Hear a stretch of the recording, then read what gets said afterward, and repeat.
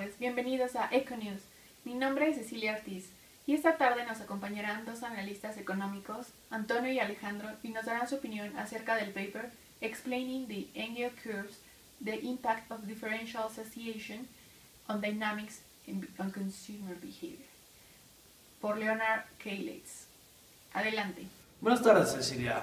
El objetivo del paper es generar un modelo que en realidad logre explicar de manera concreta y precisa las curvas de Engel, diferenciando entre el modelo neoclásico, el de maximización de la función de utilidad, contra el modelo matching, el cual en breves palabras nos habla sobre la saciedad de nuestras necesidades. De igual manera, el paper se basa en la elasticidad de ingreso y cómo se comporta cuando el consumidor aumenta o disminuye su ingreso, tomando en cuenta los diferentes bienes de consumo en el mercado. Dentro de los bienes se analizan los bienes básicos, el ejemplo de un bien de comida, y los bienes de lujo, el ejemplo del status quo. El bien de comida es un bien normal, ya que su elasticidad se encuentra entre 0 y 1, mientras que el bien de lujo es un bien de lujo, ya que su elasticidad se encuentra o es mayor a 1. Ok, nos hablan de un modelo propuesto que se llama matching, pero ¿nos podrías decir cuáles son las principales diferencias entre el matching y el modelo neoclásico de maximización?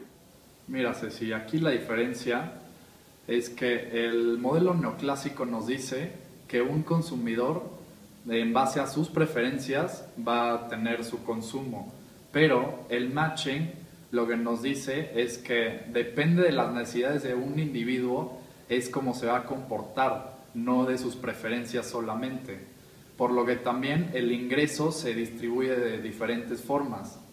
En el neoclásico obviamente se va a distribuir dependiendo de las preferencias del individuo, y en el matching se va a distribuir gracias a sus necesidades y cuánto quiere saciar, de cada una de ellas. Entonces, por lo que entendí, el paper asume que la necesidad de saciedad es la que motiva a los consumidores a comportarse de cierta forma, por lo que estos buscan distribuir su ingreso de tal forma que las necesidades que más quieren saciar son las que tendrán mayor preferencia, ¿no? Entonces, ¿me pueden explicar brevemente en qué consiste el modelo?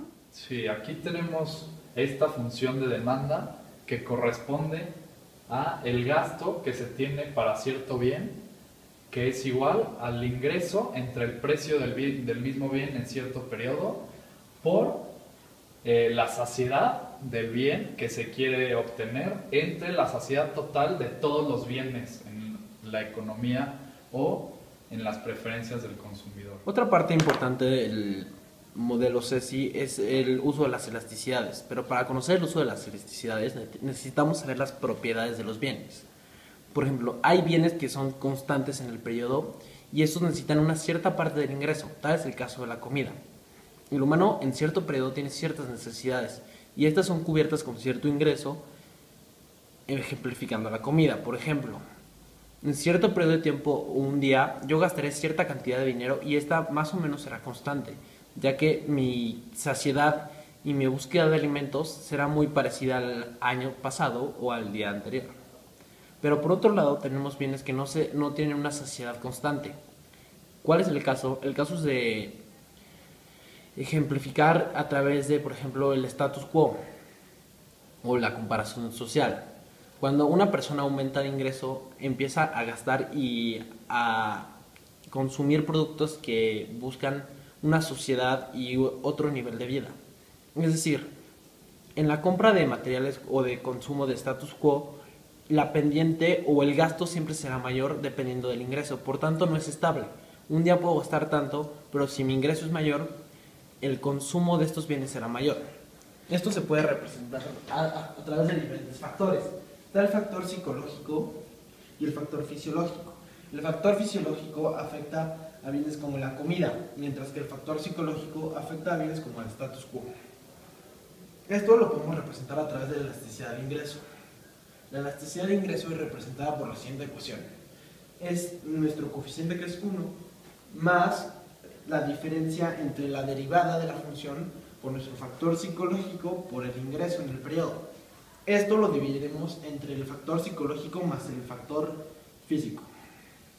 Por otro lado tenemos la sumatoria, y esta sumatoria refiere a la derivada de la función por el factor psicológico por el ingreso, entre la sumatoria por el factor fisiológico más el factor fisiológico. Ahora, si el segundo término es mayor al tercero, este es un bien de lujo. Mientras que si el tercer término es mayor al segundo, ese es un bien básico. Para los individuos con mayor ingreso, ya sea por matching o por maximización, las curvas de Engels son similares.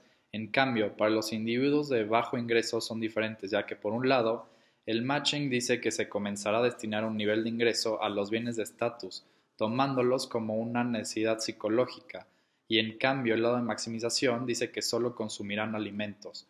Por todo esto, si sustituimos la utilidad que corresponde al matching en la utilidad correspondiente a la maximización, podemos identificar la pérdida de bienestar del individuo. La reducción del bienestar es mucho más notoria para los individuos con bajo ingreso, porque a pesar de que su optimización indica que no consuman ningún bien de estatus, cuando siguen el comportamiento matching sí consumen este tipo de bienes. Por esto, las políticas de redistribución de un país puede que no tengan tantos rendimientos como el modelo neoclásico sugiere. Concluir a partir de lo que ustedes nos dijeron, que las políticas económicas aplicadas en nuestro país específicamente no tienen el efecto deseado debido a que los consumidores no se comportan racionalmente, sino debido a las necesidades. Como el caso de los subsidios no tendría el efecto deseado, ya que en lugar de maximizar su utilidad, lo usan para satisfacer necesidades de status quo, por ejemplo. Los bienes son muy variables y primeramente como ya se ha referido anteriormente en el paper, la función de utilidad maximizadora en realidad no los capta. Y estos son, por ejemplo, que un bien que para una persona puede ser un lujo, puede ser un bien necesario para otra persona. Es decir, los bienes pueden ir cambiando en su clasificación y la función de utilidad máxima no te lo da, es muy complicado. Mientras que el método de matching o de necesidad sí lo hace. La segunda conclusión y una conclusión más general, es que este método de matching es mucho mayor aplicable a la realidad. En realidad, la función de utilidad de maximización tiene muchos supuestos. Su principal supuesto es que el humano es racional y siempre está maximizando, aunque en la realidad esto no es verdad. Gracias.